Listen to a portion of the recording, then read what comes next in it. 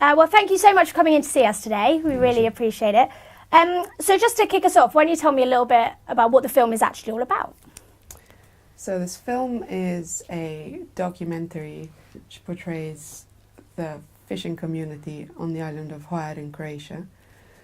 It is documenting how this island is unfortunately changing a little bit. It's taking a bit of a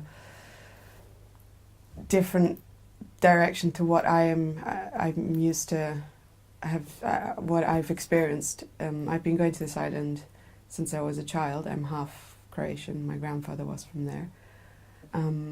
What I wanted to do with this film was, by following our fishermen, making them the anchor of the entire structure, was to remind people that there is still a community there and life continues after the summer season as well. And so by following these fishermen throughout the 4 seasons, we want to remind our viewer that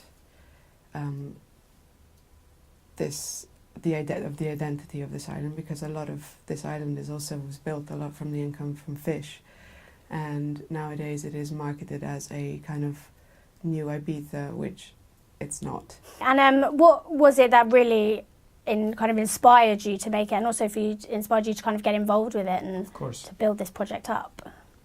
For us, myself and my business partner, Enrico Tessarin, we have a production company here in London, and we've been doing documentary for years. And in a sense, it's always been really difficult for us to choose what other documentary and what other director we wanted to work with.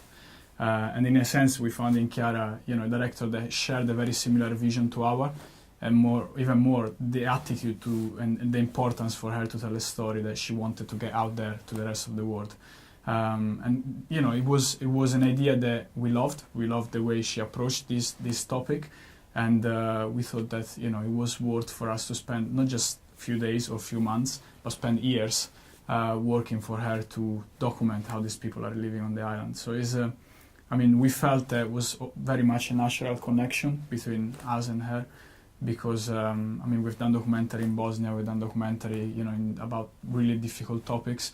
And we felt that, yes, this was an easier topic from, if you look at it from far away, but at the same time, you need to have a director that knew exactly where wanted to go and what wanted to achieve. Yeah, now, of course, you said you were following 2 families. Mm-hmm.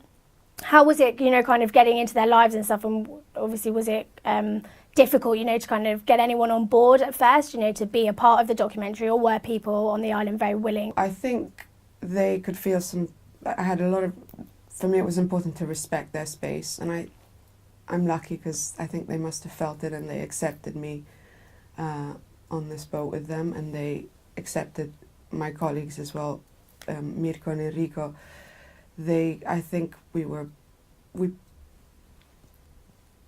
made sure that we were there, but that we were never in their way. So it came with time, as all good things. You gain people's trust with time, and I guess my grandfather, also knowing who my grandfather was over there, helped, because they knew I wasn't just, a foreigner coming there. And I think that these 4 years of filming helped them gain. There is always a shifting point as well when I think you step over the line of being the documentary maker, wanting to make a story, and then suddenly, you're part of the reality that they live every day. So almost like after, I don't know how many times we would wake up at 3, 4 in the night waiting for them to get to their boats.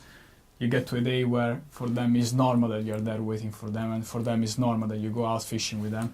And suddenly they realize, they're doing this story, yes, but not for them or for yourself, but they make it because they really want to get to know us, and they do it maybe as well to give us a bit of recognition that we should have on an island that no one really cares about them except Chiara and a few other people that live from the island.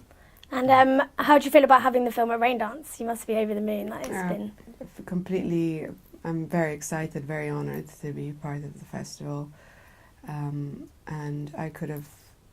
I thank my colleagues, because this story would have never made it without their help and support. And there's a lot of elements I would have never thought of including.